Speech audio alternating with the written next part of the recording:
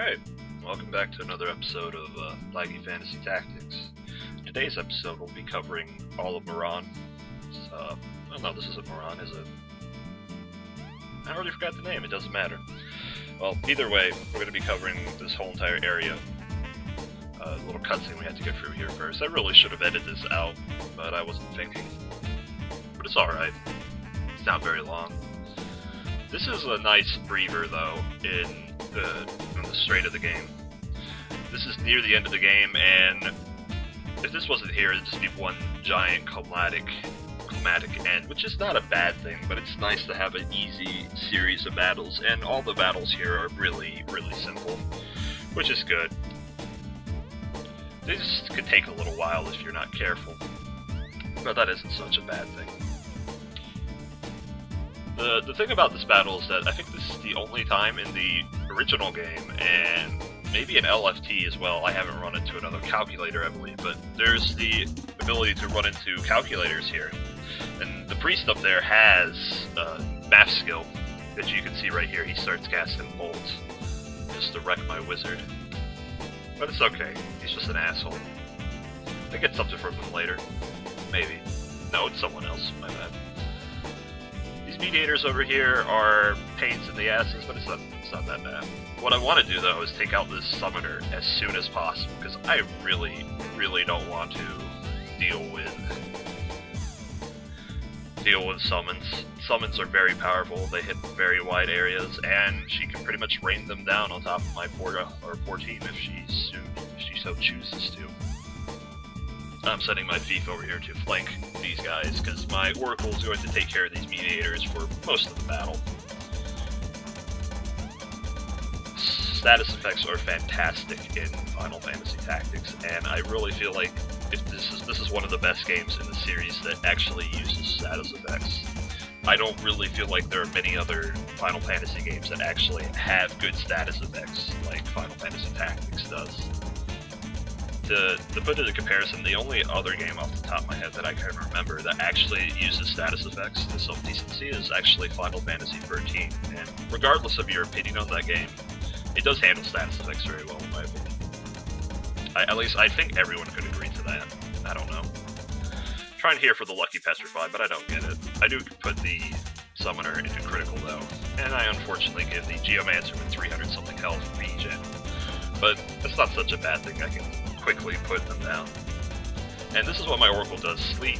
Does not even care. These mediators aren't going to do anything for 99% of the battle. This Protect though, some spooky shit. It could also lead to some pain in the ass.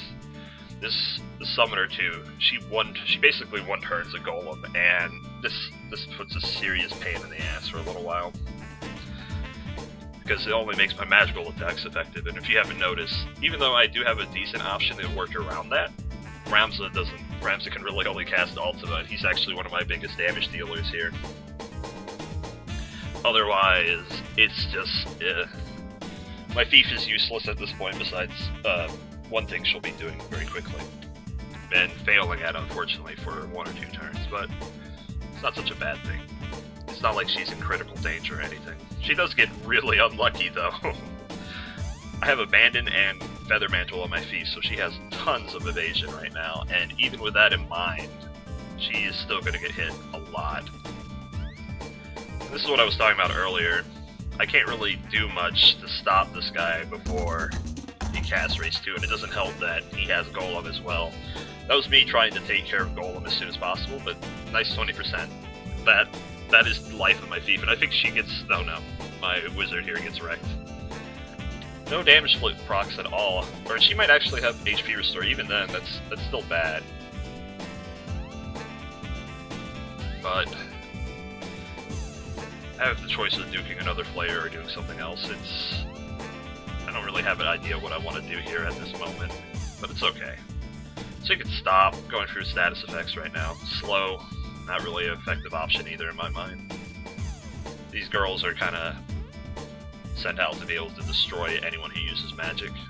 Can't really hit the priest either, and I really don't want to stay up here, because it could be scary. Oh, but I do notice that since she's going to be coming up again, I might as well just drop a drop a Bolt 3. By the way, the spot that my wizard is in right now, she's gonna be there for a while. I get extremely unlucky with teleports, and it's a pain. A Geomancer's gonna start pulling in some work though, which is good. I was hoping with a slow would proc here, but what's she gonna do? I also remember at this moment, as soon as I finished my turn, that I have casted Bolt 3, and things... I kind of fucked myself here. Just to remember what you do the previous turn, it might be very wise in the future. Because not only is this going to lead to me taking out my own wizard through damage split, but it's going to cause me to have a mini panic here. Yeah. Damage split, pop, dead. Not a very good turn, but what you gonna do? I've had much worse turns. That was a stupid decision on my end, though. So, right now I'm gonna try Steel Heart again, I believe. And I really want this wizard on my team for a little bit, because having math skill is super useful. Like, I don't think that needs to be mentioned, but math skill is really overpowered even in LFT. And that's something I appreciate. Instead of getting rid of it, they just allow you to do a lot more with it. And the moment this priest does fucking anything, he tries to fuck me over here and wake up one of the mediators, and I'm like, really, bro? Really? You're gonna do that? This is annoying. At this point I was thinking about how I was going to deal with getting my wizard back up, but it's not such a big deal. Right now I'm putting up Reinforce, I believe. I think about casting some status effects on these girls, these Geomancers, but I realized that I don't really see a good point to it right now since everyone's in the way. So I decided just to reinforce my Geomancer here to give it re-raise. Because re-raise is super useful. And here comes the Ultima. This should do some good damage, actually. I've been finding a lot more use for Ultima in the last couple of chapters, system battles, than I have ever before in Final Fantasy Tactics, which I like. I'm glad that I'm actually using it. Excuse me. So right here, I think the best thing to do would be to revive my poor wizard that I killed while I watch this race 2 come up, and this made me worry a little bit, because the summoner is scary. Because summons hurt. No joke, summons really do hurt. I know that shouldn't be necessary to say, but I do believe they're tuned down a little bit in comparison to vanilla NTSC Final Fantasy Tactics. Because if you didn't know, nice reflect there, bro. In the North American version of Final Fantasy Tactics, what happened is that they actually buff summons, and they are the strength. Ramu, Shiva, and Ifrit are actually the strength of the level 3 elemental spells for basically half the price and twice the cast speed. So summoners are pretty fucking broken in the NTSC version of Tactics, or the US version of Tactics. I think that'd be a more accurate thing to say. But I don't really mind that. Everyone goes on about Thunder God Sid or ninjas and stuff like that. And while they're all very powerful, don't get me wrong, I'm not saying they're not.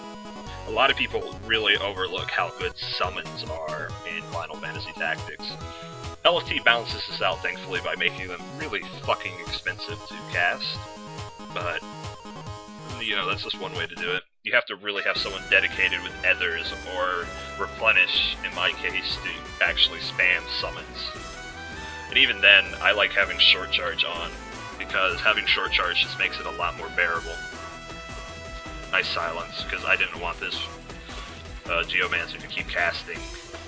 Another 20% hit, by the way. I didn't want this Geomancer to keep casting Race 2 to piss me off.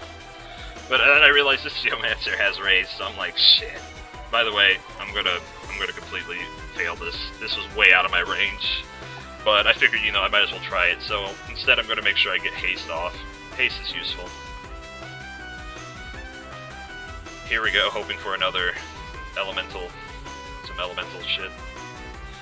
I can't really do anything here. I decided to just work in hurting Ramza. If I target my thief, it's gonna kill her. So I don't really want that, so I just decided to say fuck it and hurt Ramza here. It's not a big deal. This raise, though, she comes right back up, and she's gonna basically go right back down again. really don't want this wizard or summoner to do anything in this battle. She is... ugh. Just, ugh. As you can see, the 300 damage summon, and I'm like, no, we're not playing this game. Just drop her immediately. My thief pulling in some work here. She's actually more effective as a thief than a ninja, I feel like, because she has a lot more health. And a little pick-me-up from the calculator priest here, which is important, because it lets us go on for a little bit longer. Nice critical too. This sped up the battle considerably, because at the end here I just sort of get stuck around, and this is where the spree of failing happens. I believe that was an 80% chance. Like, she has 4 move, and every 1 square you go out of the way with teleport, you have 10% chance to fail. And that was 2 out of her movement squares, so that was an 80% chance to fail. Annoying.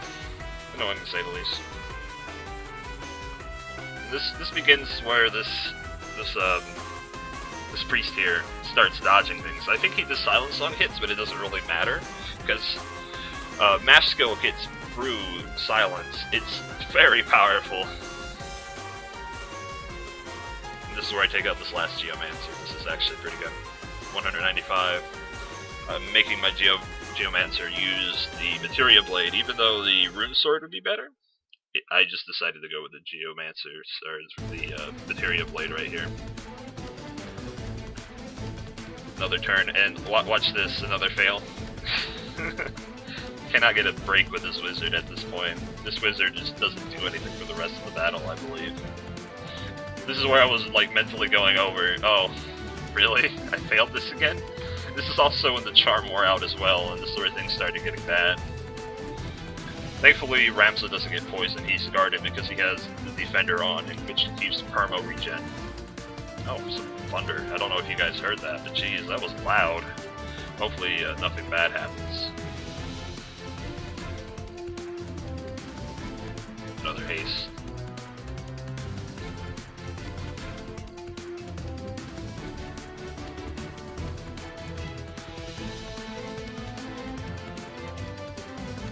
So this is where I need to start disabling this priest. However, I fail miserably at this. I'm like, 88% don't act, that's gonna hit. And it doesn't hit, spoilers. At this point I'm taking safe, or sort of safe teleports. That was another 80% I believe, so I guess that really wasn't safe, but whatever. I start weakening this. I really hope for a Petrify here, but it's not gonna happen. Geomancer has a really low chance of landing landing petrifications. Also, if you're keeping account of CT, the mediators are going to start waking up pretty soon, about another 10 turns or so. Which I know doesn't sound like a lot, but 10 turns can go by really fast if you're not careful. Dropping bolts. At least he's only calculators were nerfed in LFT, where they can't cast level 3 spells or anything along those lines. Don't know why I decided to scream here. I feel like this was a waste of a turn with Ramsa. I should have did damage in hindsight, but hindsight is 50-50. Time to get some more haste off, because I'm running out of MP. I really need better MP options. I have the golden hairpin, which would give me 80 MP, I believe. Also, this is where I start to notice that these girls are going to start waking up soon, so I decided to start trying to cast something, but if you may notice, I'm retarded and don't check the CT. I want to get the one with the white magic out of the way, but thankfully she doesn't do anything, I believe. Oh, by the way, if you haven't noticed, this is post-commentary again. I'm finding it a lot easier to record in silence, just because I like to focus whenever I'm playing Final Fantasy Tactics, and when I speak, I feel like my commentary is worse. I don't know. You can give me your opinion on that or not. So I just I've been sticking with post-commentary at the moment. I want to drop this guy though. I really don't know why though. He's kind of neutered at the moment, and my thief would have taken care of him next turn anyway. And her turn comes up pretty quickly as well. Unfortunately, this is where my inability to read kind of screws me over. Don't check your CT, this is what happens. You get 2 party members dropped. Ouch. Thankfully, I can get most of these guys right back up. No issues here. Revive is better than Wish in this case, because Wish has a CT time. That's annoying. Oh, I suppose not. It's better for it to not be instant, because... I don't know. At least you have a healing ability, or revival ability, early in the game with Wish. That's something that I feel like is very balanced. Also, time to drop this. Try to drop this Mediator. Bop. Or I should say burn. I like putting onomatopoeias with spell effects. I know that's kind of lame and silly, but what you gotta do. I'm a kind of silly person, I suppose. Sadly, not another critical here. That would have been awesome, but the power of words. Don't fuck with books, people. They're dangerous. Decide to just wait here. My thief can't really do anything. I could have revived the wizard, but I feel like the battle is under control at this point. Also, very lucky crystal. I'm gonna go ahead and grab this and actually get raised too, which is something I've been meaning to buy on my priest for a very long time. Here I am looking at it. It's just neat. And this is how the first battle ends. So, with that in mind, I'll be moving on to the next fight here, which is actually another Griever fight. So, that'll be good. Alright, second battle here. So, I just wanted to show off my team here, however, I hit the record button after showing off Ransom. So, he had the similar setup to last time, just with a Excalibur here, I believe, as well. Actually, no. He has the Defenders still in this fight. I don't know why I haven't used Save the Queen yet, I guess I just haven't really seen a purpose to it yet. I started debating with myself if I wanted to bring my Geomancer here. I decided to just go ahead and bring Rafa instead, because Rafa is very useful in missions where you need to kill someone. I just decided to bring in my Red Shoes, despite taking off the magic gauntlets. I don't know why, but it works. This battle is actually another really easy fight. I almost brought my Geomancer by mistake there. I have a Ninja here just because of Fro. Fro is very useful in these types of fights. If I had the cash, I would actually buy a bunch of slashers and use that as my Ninja's main way of attacking, because that's kind of broken. It's 220 damage with current speed, I believe, and that's actually really good compared to most of my team. That's some really good damage. But they're really expensive. Thief hats are really expensive. A lot of the late game gear is really expensive, I should say. It might have been better if I just honestly went out and stolen all my gear, but I feel like that would have been a little bit of beating around the bush. I heard there are ways to get a lot of money in this pack very quickly, the fastest way being to beat the Super Monster Battle, which is one of the rare random battles. See, I have a Battle Axe here, and I only bought it to Fro very early on. Here's where I'm looking at their HP as well, and I noticed that Clayton here is, again, the weakest link. And I decided to just beat the shit out of him, focus exclusively on him. Even though I think he has Shell. Yes, he has Shell. But I'm looking at some of their gear, and there's some really good gear in this fight if you can find the way to steal it. Even though you can't steal from Clayton, it's not a big deal. I weigh my options here, 110, or I believe the Yu-Gi-Oh! Yagyu Darkness does only 10 less damage and is a much cheaper option to throw. I decided to save my Battle Axe despite whatever reason. Here I'm going to risk a little bit and just send Rafa forward to do a 5 panel Heaven Thunder. Sorry, I just had a daze there for a moment. But this battle ends very quickly. This is the shortest battle here, which is good. I didn't really want to stay very long with 2 knights in here that can break all my shit if they so decided. Another speed increase here, because the Fro formula, I believe, is speed times the weapon power of the item itself. Also, this one time, that's all she hits Clayton's for, which is okay. 40 damage for basically doing nothing. Whatever. The Knights here can't really do a lot to my front party members because they have maintenance. Also, this is very unlucky and I get bopped on the head with an ice shard. But it could be worse. Could always be worse, I suppose. But I'm not too worried here. I put re-raise on Rafa here as I start to send up another... Start to set up my wizard here to start blowing people up to smithereens, and I fail this another haste, this teleport. I really should have just stuck with move +2. It's unfortunate that this has happened. I believe this is a Dark Holy as well, which unfortunately takes out my poor Oracle without him really doing anything. But I do get to mid-charge for Clinton here as well, which does a lot of damage. That's probably the best thing she could have done that turn. Hasted ninjas. It'd be kind of terrifying if haste could stack with formulas.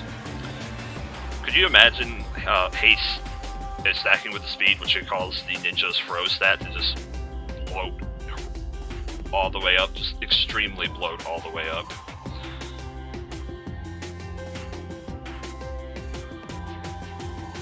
I'm not too worried about Ramza dying here, I believe. Actually, I think I am. So I decided to just Wave Fist, which Wave Fist does no damage without martial arts. The only reason he still has Punch Art on is because I have honestly forgotten at this point to take it off. But what are you gonna do?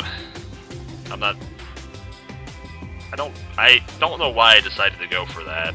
I figured I was gonna take out another square of Heaven Thunder, but it doesn't matter. I take him out this turn anyway, which leads to the end of the battle. Like I said, this is another really easy battle. This is a nice relief after Melks and Salaria. A really nice relief.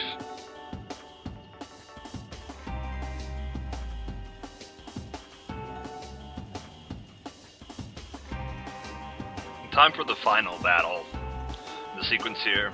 Ramza is basically equipped the same as he was in the last battles, minus having a Vanish Mantle. And he has the Vanish Mantle here for a very good reason. I came up with actually a very good strategy my second reset here. I had to reset here twice.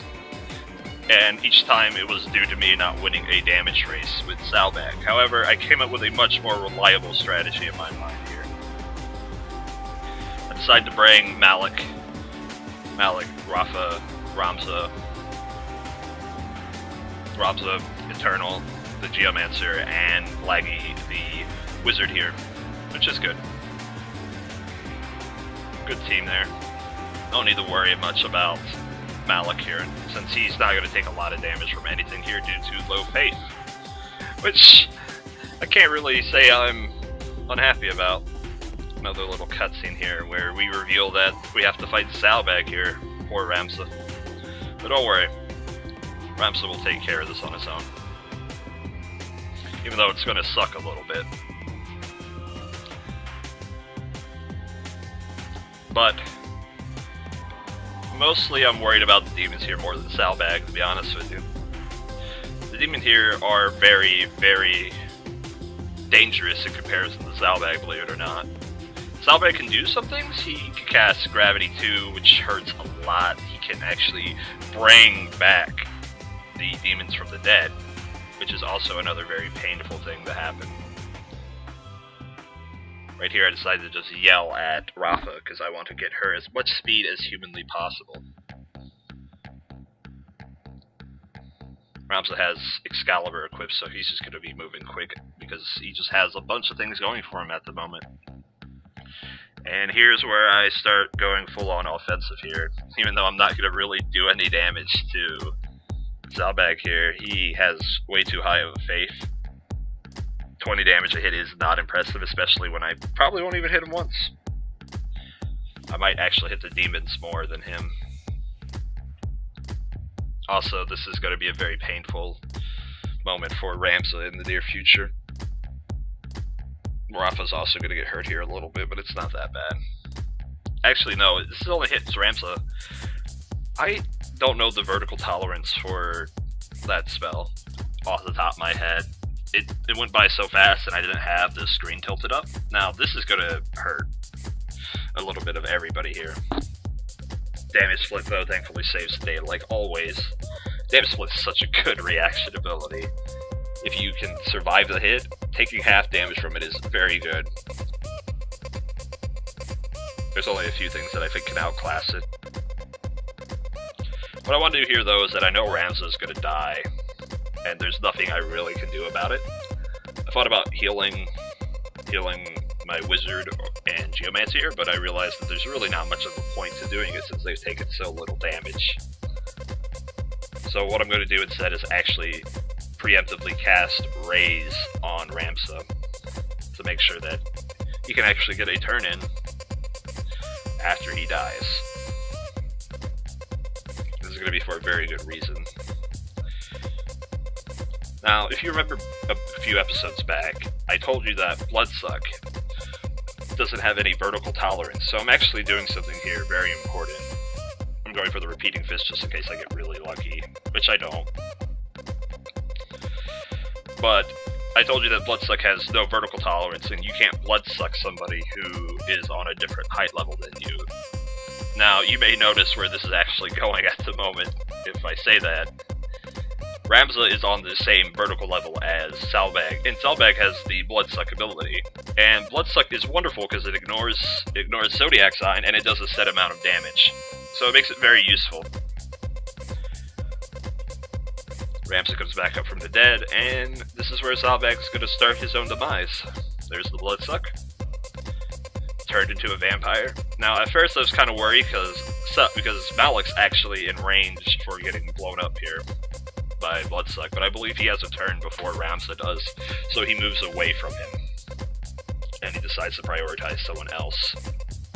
Also, nice space storage. That was wonderful, Rafa. He hit one of them. At least she hit somebody, though. But no, he decides to go after the Zodiac Demon, in which he starts his own process to start healing himself and start wrecking everything on that side of the field. Because he's basically nigh unkillable at this point. This is... you know how I was craving for a Lucky Petrify? This is where it happens. I'm very happy for this. Getting lucky is nice every once in a while. I know it kind of removes the point of having skill, I suppose, a little bit, but a little luck never hurt anybody. Also, Malik does much better against these demons this way, but he doesn't really get a chance to show that off. Rafa neatly takes care of that. I like stacking the random spells because, well, they're random, and I don't know if they're going to kill them or not, so it's a good idea to do so, in my opinion. Now, originally I was going to try to work my Geomancer in some way to start killing Salbag with Holies. I actually have a hairpin equipped to him. And also, this is where Salbag scares the shit out of me and reveals that he can actually revive them, but I didn't know it actually took his MP, it seems like.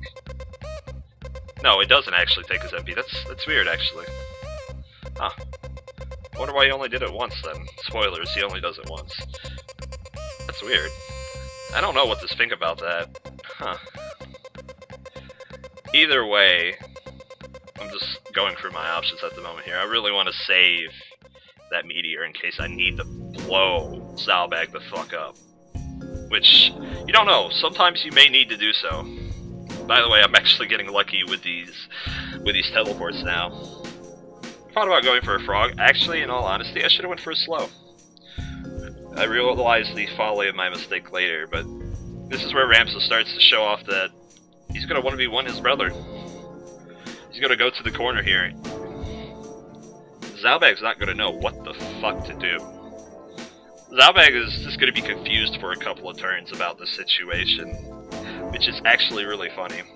I was worried about Salbag actually reviving them again, so I decided to try to cast Frog here to reduce the Ultimate Demon's scariness, but also nice. It's always nice whenever you get nothing out of anything, but at least she's hasted now, and she can just get turns off left and right. This is where I get my smart idea to actually slow them. because it's better if they're slow to not doing a lot than it is if they are doing a lot. Also, I noticed since Eternal, Geomancer is not going to get up for a little bit, and decided to just wait here with Mallet, because he'll get another turn before he hits 100%. Hasted Rounds of the Vampire here. This is like one of my... It's just like one of my erotic fan fictions.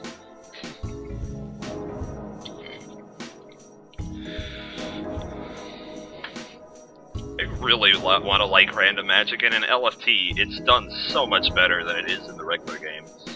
Because you can actually use your own units to cancel out spaces, but it's still random. Which means you either do damage or amazing damage. Like, if you can drop 8 Heaven Thunders or Shuras or whatever onto one enemy, he's dead. He's dead unless he's a Zodiac Beast. And that's why I like it so much. It's a very powerful option. It just has to work, and that's the hard part, or quote-unquote hard part, getting it to work with you. Also, if you may have noticed here, I'm actually making very, very careful motions whenever I get next to either Zalbag or Ramsa here. And then you have turns like that with random magic, and it's like...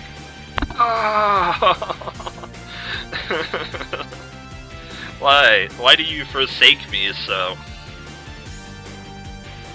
It's just annoying whenever that happens. Unfortunately, I can't survive, or Nike can't survive this life break here. And here comes the problem with Bloodsuck as well. Thankfully, it's not too much of an issue in this fight, because Zalbag's stupid. He basically keeps himself on even tiles with Ramsa, which causes him to basically start doing a ton of work. But like I was saying with random magic, they can do a lot of damage for very low MP cost, and it's worth to risk it, I suppose, in that case, in my opinion. Now, if I had Magic Attack up or some other spells with them, they'd be outright broken. I can't even think of how they would not be broken if I had that. Zalbag can't even out-damage Ramsa. He can't even eventually kill Ramsa unless he gets like 10 turns with PA save. Which isn't going to happen. It just isn't going to happen.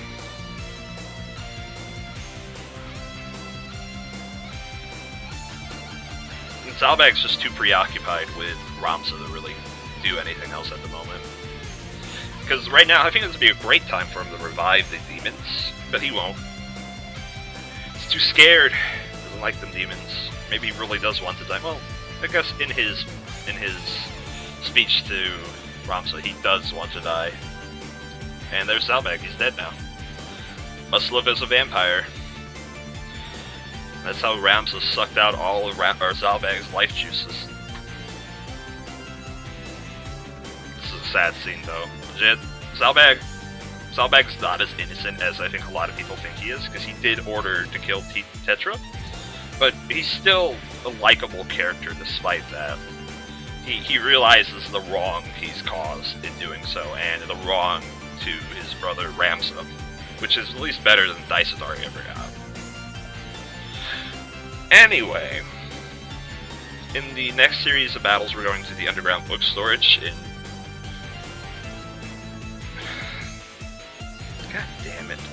Oh, Aborn Monastery. There we go. And there, we're going to take care of the final series of battles, which will be split up in a couple of parts. Till then, see ya.